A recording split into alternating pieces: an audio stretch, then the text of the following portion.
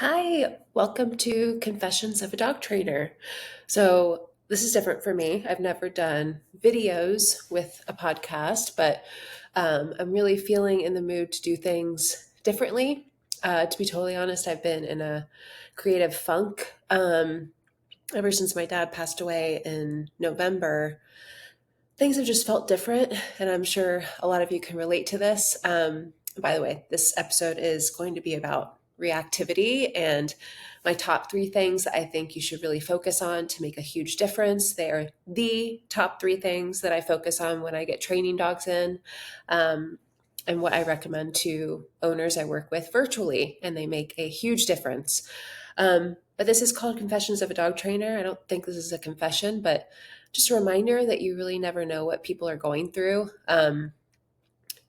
Since my dad passed away, I'm a different person. I'm grateful that my dad was so positive and upbeat and such a big personality and so inspiring, that there's really no other way to get through the grief than to keep going after my dreams and do things I know he would be proud of. I'm grateful to him for that because that's made a big difference for me in how I've handled losing him, I think.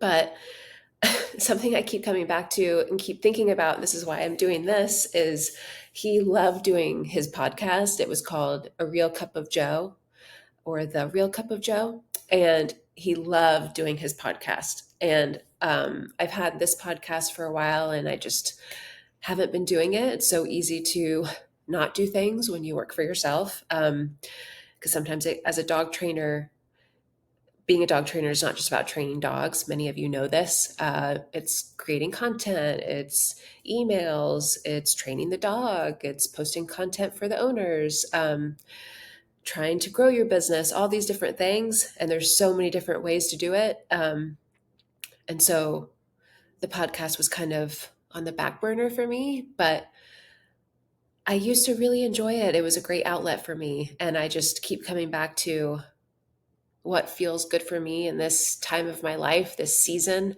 And I know my dad would love if I got back into doing a podcast. So let's dive into this episode. So this is an episode I'm calling kind of a masterclass because I think, one, I love masterclasses. If you've ever heard of the app Masterclass, I just love sometimes listening to one of those classes. It just gets me into a mode of feeling inspired or motivated or thinking about things differently. And I hope this does that for you with reactivity. I know a lot of you struggle with reactivity. I have two dogs in right now for boarding who, when they came to us for the board and train, were highly reactive. And today, I mean, walking both of them at the same time is so enjoyable. And we get to walk past dogs and I don't worry about it. And I don't know, it's life changing when you start to look forward to walks when you've been dreading them for most of the time of having your dogs. So, the three things I'm going to start with, one, I want you to look at, and these are three things that I want you to just start thinking about. I find that it's helpful to prioritize focusing on these three things because I hear from you guys when you tell me this is all so overwhelming. There's so much information out there. There's so many different trainers throwing information at you. And so I'm just going to share what has worked for me.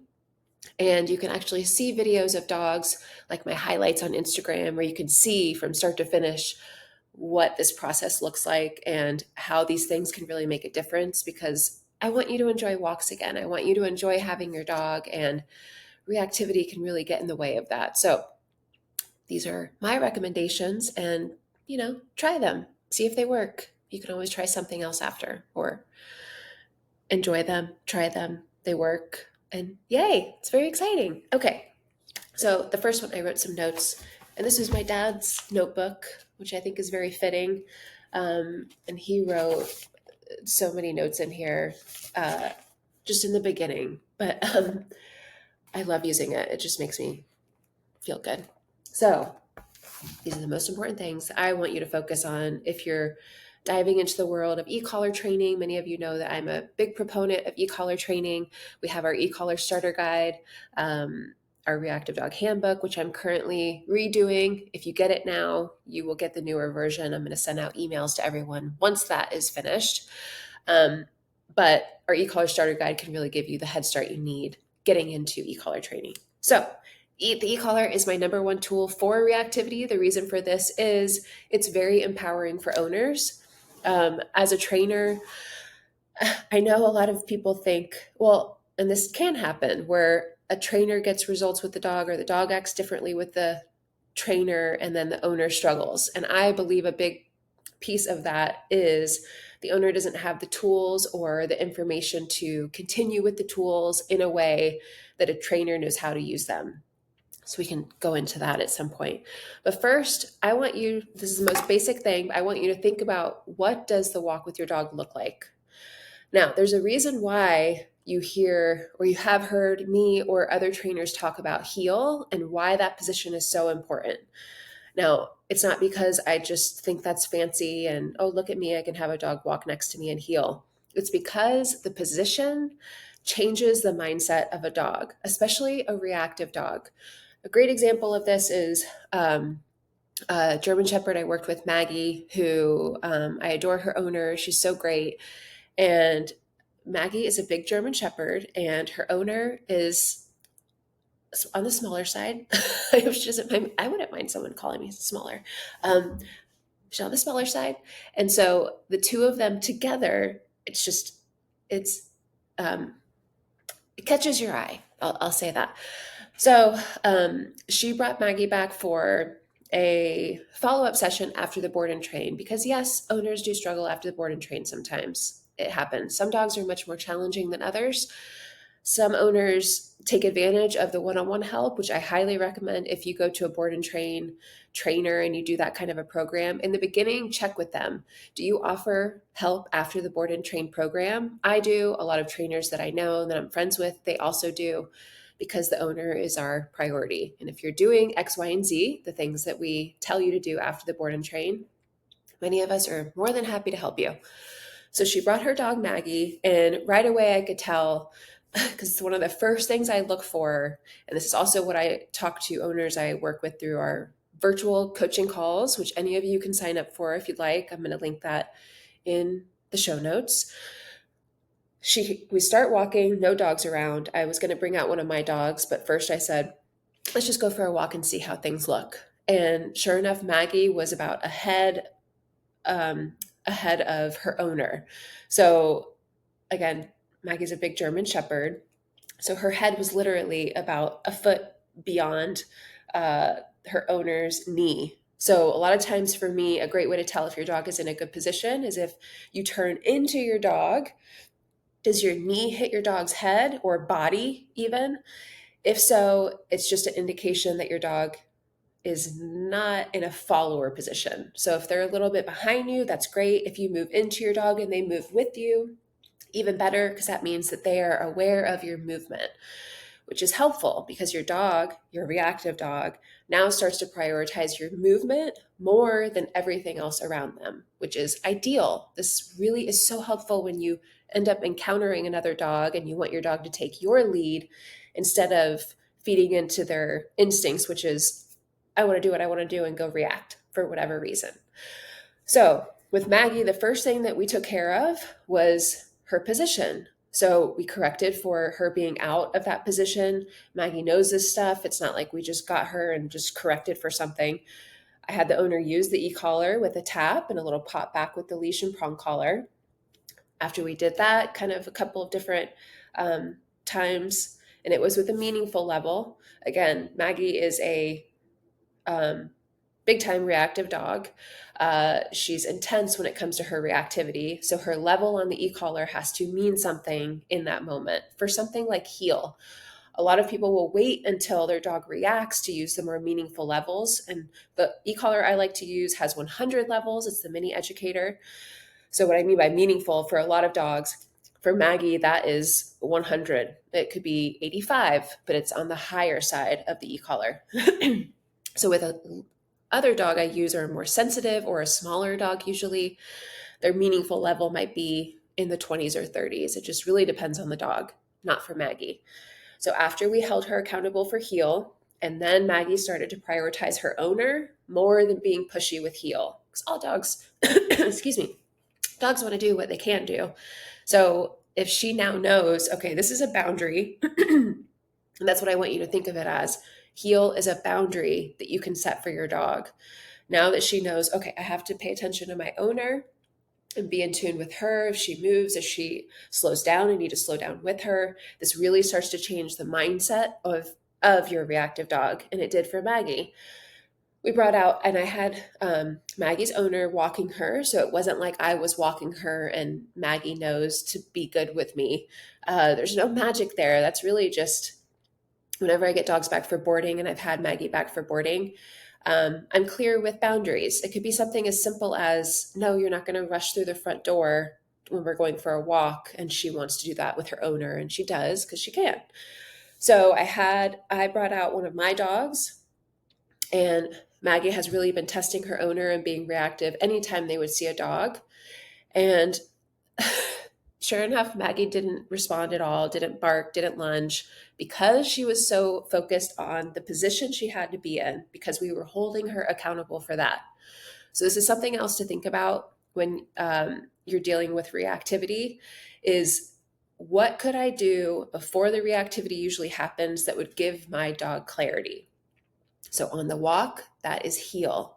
So again, come back to, what does the walk look like with my dog? I need to take my throat. Oh, I had to take some water. Okay.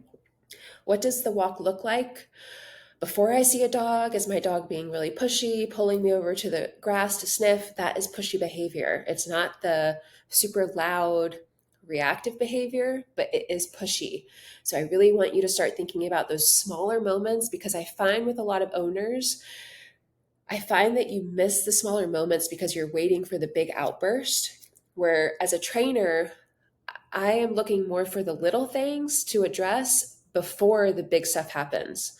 Um, yeah, okay. So I could go on a whole tangent about e-collar stuff for that. I think we'll do that in another episode. But start to think about that. Work on heel, and the e-collar is really helpful for heel. So again, in our e-collar starter guide, there are also videos in there that show you exactly how I use the e-collar to teach a dog e-collar heel. So heel is one thing, but I find that I like to call it, like, describe it as layering the e-collar pressure over leash guidance. So when you bring your dog this way, they also feel the e-collar. When they get into the position you want them to be in, e-collar pressure goes away. So you're layering that pressure over leash guidance, and the combo is super empowering for an owner, and it's really meaningful for a dog. It just makes things so much more clear than just leash guidance with the flat buckle collar. I would also recommend having something around your dog's neck when you're doing this compared to a harness. So a harness is very easy to pull against. So that's where we will start with. We'll end with that. So look at your walk with your dog. And this is I'm not being judgmental, or like if I'm talking with an owner, I always say, what does your walk look like? And then I'll say, this is no judgment. This just really helps us get clear on what we can do next to better help your reactive dog become a reactive dog in recovery, is what I like to call them. I've been to, it wasn't rehab, but in my early 20s, when I went to a kind of a rehab place for I had an eating disorder. It was like bulimia and binge eating. And so I went there for a month, and it felt like total rehab. So I kind of like the analogy of reactive dogs in recovery, because you can always still relapse. There's always that chance. So it's more of a, it's kind of a lifetime journey with your dog. And it can be for some owners and dogs. That's a common question. Like, can I stop my dog from being reactive forever? All dogs are so different. There's such a spectrum when it comes to reactivity. So keep that in mind. There's mild dogs where you can give a couple of corrections for something, or just teach them e-collar heel, and they start to second guess reacting, where you can work with a more intense reactive dog, and it takes much more. And so it's more of you become more of a manager of your dog. You're managing the reactivity compared to stopping it. That's actually more common, I find, than just stopping the reactivity, because there are a lot of intense reactive dogs out there. So if you're dealing with that, you're not alone. Just keep that in mind. The second thing, addressing overexcitement. So this could be, because there's all kinds of reactivity where it could be on the walk, it could be in your home when people come to the door, it could be in the car. Reactivity to me is really just when you see a dog reacting, barking, lunging, growling, jumping is also, that's overexcitement reactivity in a way. Excuse Oh my gosh, I'm like burping and coughing. Okay, excuse me. Um, so, but reactivity really to me is more, you can see some kind of a reaction, the barking, the lunging, the whining when a dog is on the walk, that kind of thing. So, addressing the overexcitement is something that is a missing piece for so many of you. So, it's one thing to teach a dog e-collar heel or heel. Let's say no e-collar. So this is why I'm such a big proponent of the e-collar, because it's such a great tool for this. But I think a lot of people think, and tell me if I'm wrong, message me on Walking Dog Training, or if you can hear, I don't know if you can. You teach your dog the things. So I teach my dog heel. So I'm giving my dog the job of heel. So they should know what's expected, right? No, because a lot of times we're missing the thing that shows a dog, no, I don't want you to do this.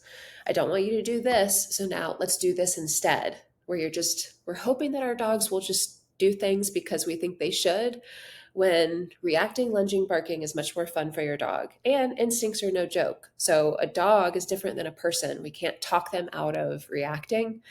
Um, they want to do it because usually they can. Reactivity can stem from fear, from overexcitement. A lot of reactive dogs I work with are super friendly with other dogs, but they want to go and play. They want to go see the dog. So how they respond to seeing a dog is just going crazy, barking, lunging, growling, all the things, because that is how they communicate. So addressing overexcitement, and the places I want you to look for this, it's not just on the walk. It's probably actually in the kennel, going out the back door before your dog heads out to the backyard, and they love chasing the squirrels in the backyard. Little moments that are so much excitement, we need something to be like, hey, relax. And that's not just from our verbal. Dogs can respond to your verbal, but a lot of dogs, owners like to say, a lot of owners I work with, selective hearing, which is a nice way to say, my dog does not care what I'm saying and never listens to me. And so that's very common. So when you have a tool like the e-collar, you can make things more non-negotiable, more meaningful. So a lot of times I will pair the e-collar with the command no. I will pair it with that. So I'll say no, and then tap on the e-collar at a level that means something to that dog. Again, all dogs are so different. I talk about this in detail in our e-collar starter guide, in the bonus section that is now called the problem solver guide. Actually, I can't believe this, but I made this guide, I think it was like about a month after my dad passed, and I was trying to fill my time with something that anyone who has grieved someone they love so much, it is bizarre. You can't even think about them without crying. And so I was trying to fill my time with something. And a lot of good actually came from that guide. And I ended up putting it into the e-collar starter guide because I just really wanted to beef up that guide. I think it's super helpful. And I know I loved calling my dad after I made a guide. I loved having him come over to have coffee with me, and he would we had a chair right over here. He would sit there and look at it on the computer and didn't really understand it, but was just so excited for me. And I loved sharing that stuff with him. Anyways, that's a total side note. But in the e-collar starter guide, there's so much helpful information. The problem solver guide is all about saying no to things, barking, jumping, anything you want to say no to is pretty much in that problem solver guide. So that's in the e-collar starter guide. I'm going to link that again in the show notes if you're curious, if you haven't got it yet. But addressing overexcitement can make a huge difference. Sometimes for me, this can make the biggest difference on day 1, day 2, day 3 of having a board and trained dog into our 2-week program. And I think this is why a lot of owners struggle so much, because they're missing these moments where they could say no to something and snap their dog out of that like loop of either barking, whining, um, just like frantically like going around doing all the things and never slowing down. Being able to say no to that stuff is so helpful. A really great example is um, doorways. So a lot of dogs want to rush through doorways. So it could be the back door, front door, kennel door, car door. If you could slow your dog down in those moments, you will see a huge difference in their mindset. And it's hard to like tangibly see the mindset stuff, because a lot of times that happens over time, or you'll see it immediately and it's just like a change from like just like that. It's just so different or so quick. And using the e-collar and a leash at thresholds is a great way to do this. So what I would start with is you could have a prong collar on your dog if your dog is known to rush through doorways, rush through the kennel door, and treat those thresholds as a training opportunity. Training does not only have to be when you're actively doing stuff outside on the walk, or working on things that feel very fancy and very dog trainer-ish. It could be small moments like thresholds and just not letting your dog rush in and out. Something else I would recommend is not really talking to your dog when you do these kinds of exercises. So if I am going to, this is our back door to our backyard, our kennel room is out to the side. So usually what I'll do is I'll open this door and dogs want to rush in so quickly. And they're used to being able to rush in and out whenever they want. I'll do this on day one of having a board and trained dog in. So I switch them from whatever collars they're using to a prong collar first. That's a really easy way to do this because, it's an easier switch because one, it costs less. I would recommend a Hermspringer prong collar, but your dog is much more sensitive to that sensation compared to a flat buckle collar or a harness for sure. And even sometimes a slip lead. A lot of trainers recommend using a slip lead. I find a lot of owners still struggle with that. So my thing is, I just want you to have as much leverage with your dog as possible, and a prong collar is really helpful. So what it could look like, and this is for the dogs who care about the prong collar pressure. Some dogs are not dumpster trucks. They're like Mack trucks, and they don't care about the pressure of a prong collar. That can happen, and that's when I go straight to e-collar work. But it really it's creating a little boundary. So you open the door, your dog tries to rush out, little prong collar pop, no big deal. And your dog is like, oh, okay, can't do that anymore. It's a little moment. It's a small boundary that can make a huge difference. The other way I'll do this is by using the e-collar to set a boundary at the doorway. So it's usually, if you have the e-collar starter guide, I talk about the working level, which is a lower level. It's the first level your dog feels, the first level you think your dog feels. There's no perfect level. And a lot of people get very caught up in this. They're waiting for the perfect level when sometimes there isn't that. Sometimes it changes and it just fluctuates. So it's usually for me around 10 to 15 with a lot of dogs, because it's a little bit higher than the working level, means a little bit more, but it's not a correction level. So they start walking through, tap, and if it means something, then they're like, oh, okay, like an invisible boundary at the door. If it doesn't mean anything, they walk right through. We try again. I might dial up one level, maybe two, to try again and see if I can find a level where they're like, oh, yeah, I can't walk through that. A great way to tell if this is working is when you walk up to the doorway, the threshold, it could be even going into the kennel, having your dog wait patiently before going in. That's really great. It's not just about going into the house or into the car, but they're all very similar. You will see a dog slow down when you start to walk back up to the threshold. And it's not because you corrected, you used a high level or anything like that. It's really just from creating a new boundary using a tool that means more to them than just your verbal commands. So I hope that makes sense.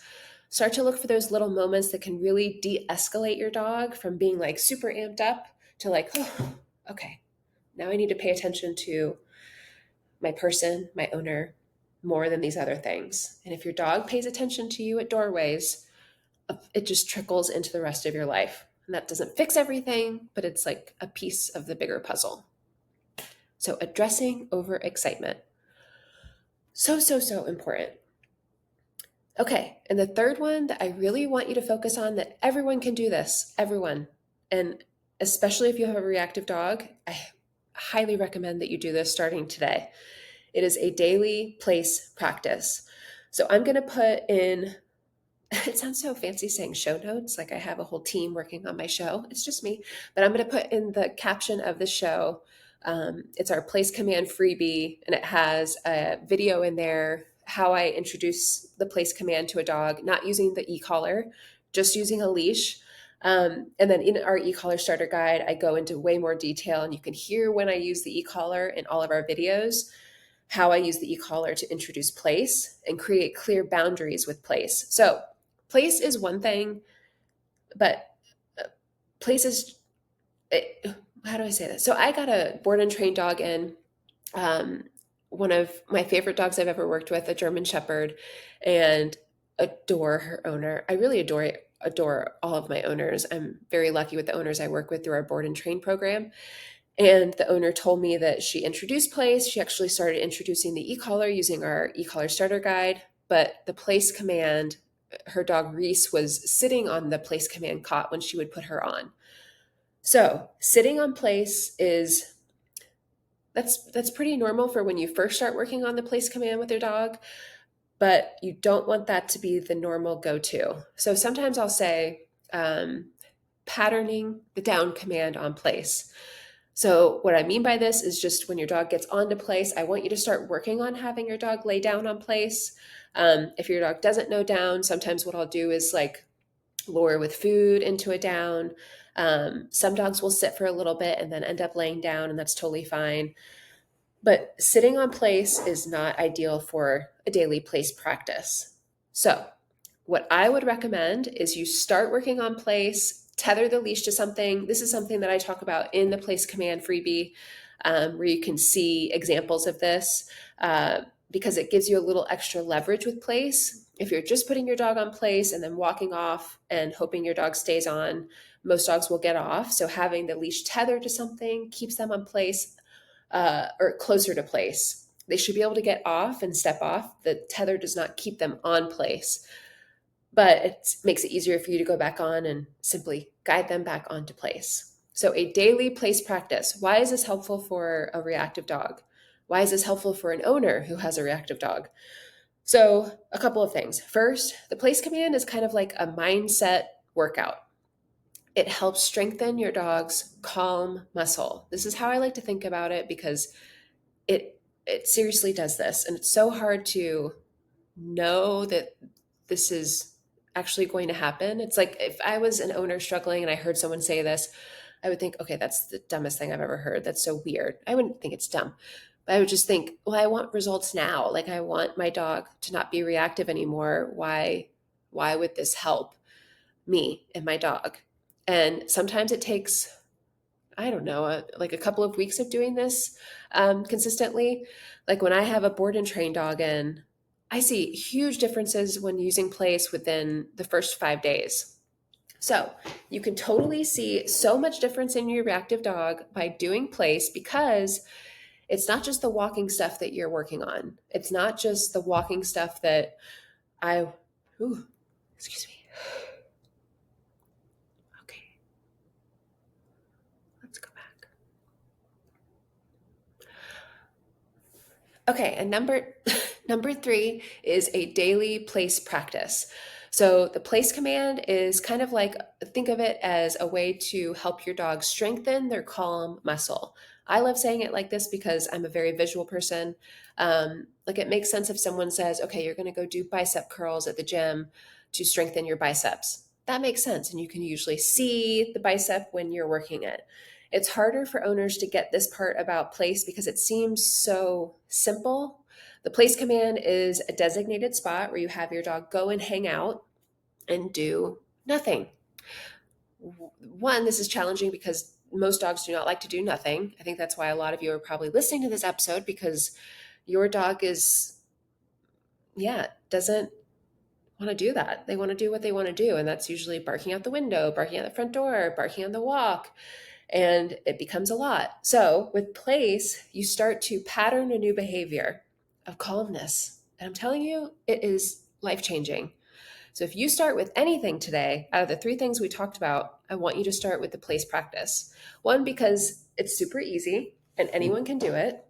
All you need is a place cot. I recommend that compared to a bed. You can use a bed if you have it, like a dog bed. The thing about that is it's easier for a dog to like roll off of it.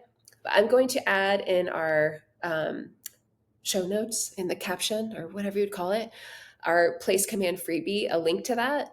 And it goes over exactly how to start with it, more detail about what exactly the place command is and why I think it would be so helpful for you.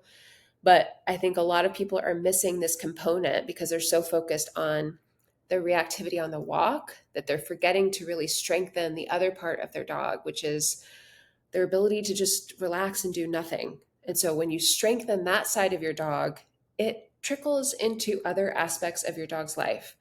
And also, it's so nice as a management tool for you as an owner. If you have a dog who is all over the place, like this is why it's great for dogs who are reactive at the window, reactive at the door, or begging you for food when you're eating, or just all up in your space. We love our dogs. We want them to be with us, but there's also times where we want them to just relax. And so many dogs cannot do that. So to bring it back to reactivity, if you're struggling with reactivity in your home, place is a game changer. So my sequence for place in the home when you're struggling with reactivity, first you have to show your dog this new command.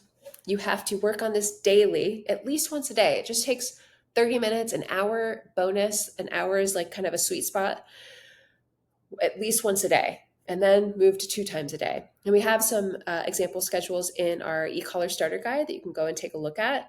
So you can see exactly, okay, if I want to have a day and just go by a schedule and not really think about it, we have those schedules in there for you. So if a dog is reactive at the window, at the door, one, I would recommend having a leash on so that you can guide your dog over to place. This is also why e-collar is so great, because when you start introducing the e-collar and working on recall, which we go over in detail in the e-collar starter guide, then you can start to recall your dog away from the door or window over to place. So my sequence is, first I say no to the barking, and I correct for that with the e-collar.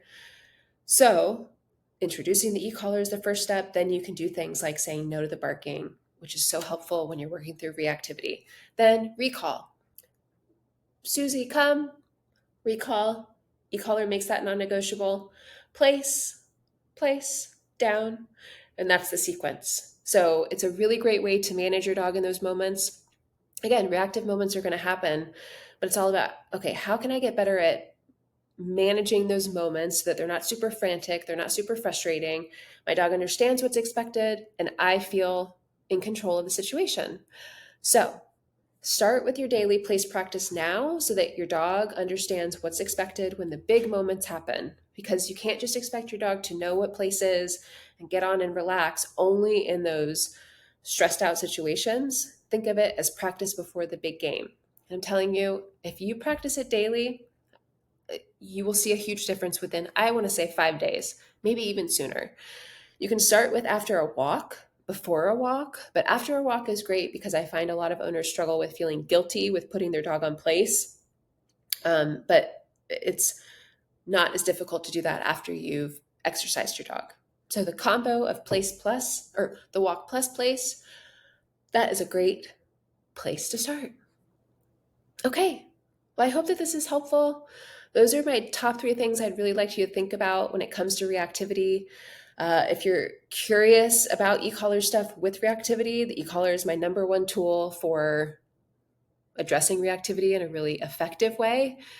Check out our e-collar starter guide, and there's a lot in there about reactivity, or get our reactive dog bundle. And then when I'm finished redoing the reactive dog handbook, you can get that updated version as well. If you have any questions, let me know. This was fun. Kind of weird doing a video. I think sometimes it's easier just to do audio because then I don't even have to think about what do I look like. But anyway, okay. Thanks for being here. Bye.